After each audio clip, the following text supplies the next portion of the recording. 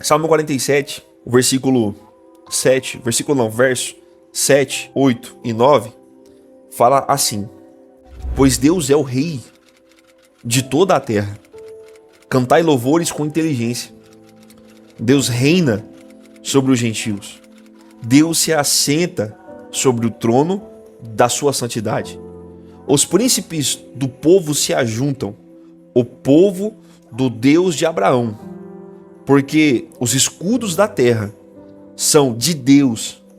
Ele está muito elevado.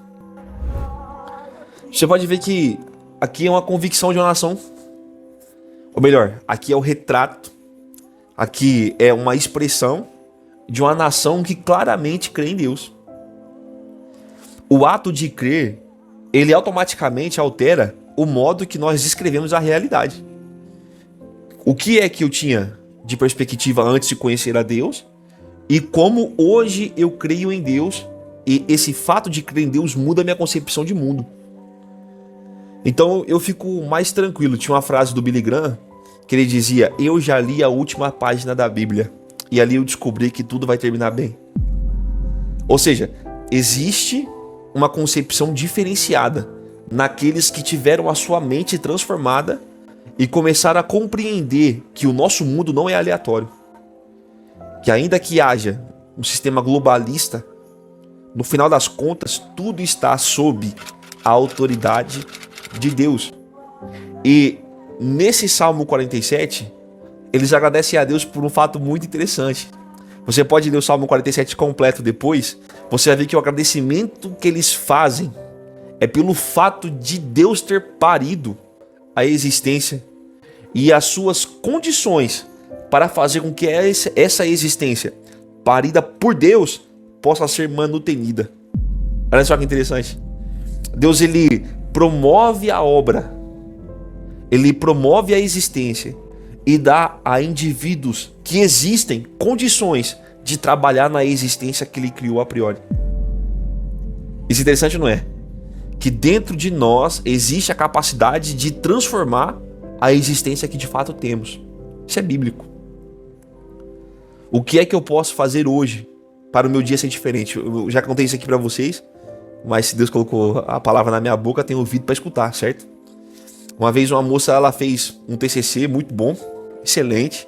Ela apresentou na UFRJ, que é a Universidade Federal do Rio de Janeiro. Quando ela chegou lá, ela apresentou o TCC dela e todo mundo gostou muito. Tava todo mundo focado no que ela estava dizendo, apaixonado pela inteligência da garota. Aí de repente, quando ela encerrou o TCC, ela colocou embaixo assim: provai e vede que Deus é bom. De repente, um professor, ele levantou e falou assim: cara, eu gostei muito do que você disse, mas esse final, ele manchou a sua obra. Você não deveria ter colocado isso no seu final. Se Deus de fato é bom, por que é que existe tanta fome na África? Tanta desigualdade no mundo? Se Deus de fato é bom, por que existem doenças, existe fome, tragédia e miséria?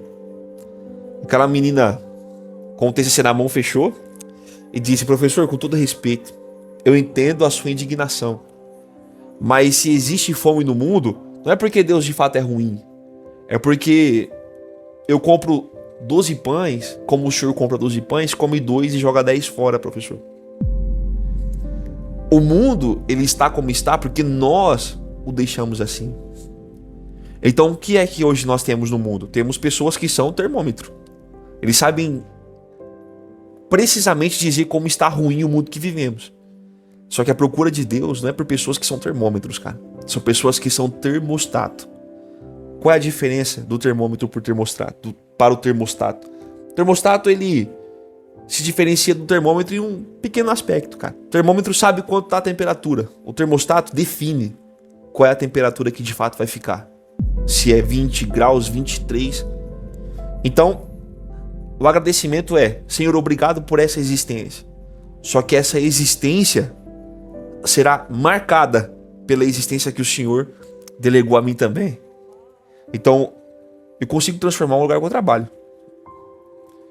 Se eu não conseguir transformar a empresa, eu consigo transformar um setor, cara. Se eu não consigo transformar o setor, eu consigo transformar a minha sala. Se eu não consigo transformar a minha sala, eu consigo transformar o meu computador. Eu consigo passar na rua onde eu sempre passo e enxergar no próximo uma necessidade que eu encontro em mim a solução para poder tratar. Logo, a minha realidade, ela de fato se transforma. Porque a minha realidade agora é compartilhada com a realidade ali. Salmo 47 diz que Deus, ele ouve o som da trombeta que toca. E essa trombeta que toca faz com que o povo se reúna para entender o óbvio. Deus está presente na sua existência. Imagina, se você tivesse essa plena convicção que Deus está presente na sua existência, como que você se comportaria todo minuto, a cada segundo?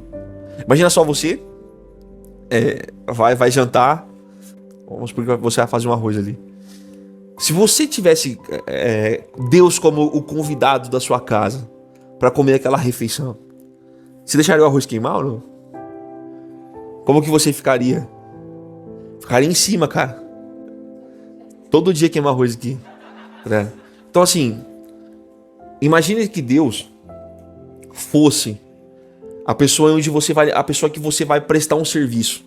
Você vai fazer uma faxina na casa de Deus. É a casa dele ali. Como que você entregaria o serviço feito? Será que você ia deixar uma janelinha para trás? Ia colocar alguma coisinha debaixo do tapete? Ou você ia fazer o melhor? Ia fazer o melhor, pô. Você faz o melhor, Ruth. Por mixaria? Você não ia fazer por Deus?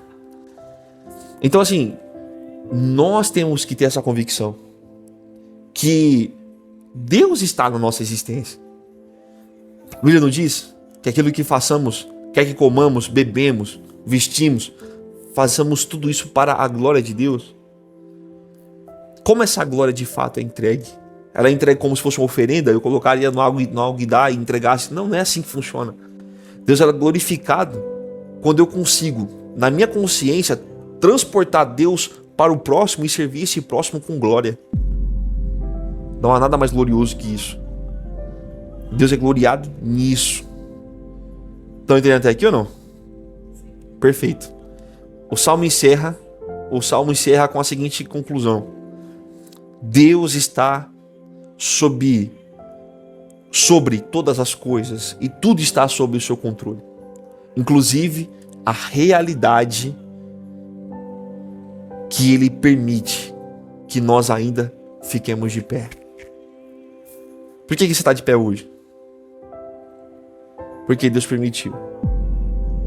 Salmo 47 diz que Deus ele tem a posse de todos os escudos.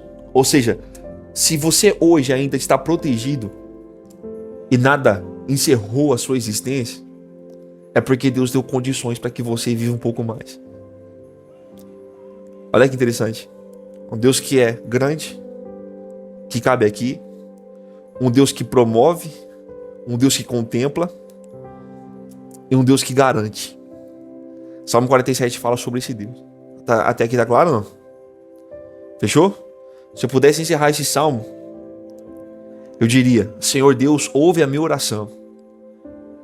Eu quero crer ao ponto de transformar a existência em que eu faço parte. Porque é isso que de fato importa.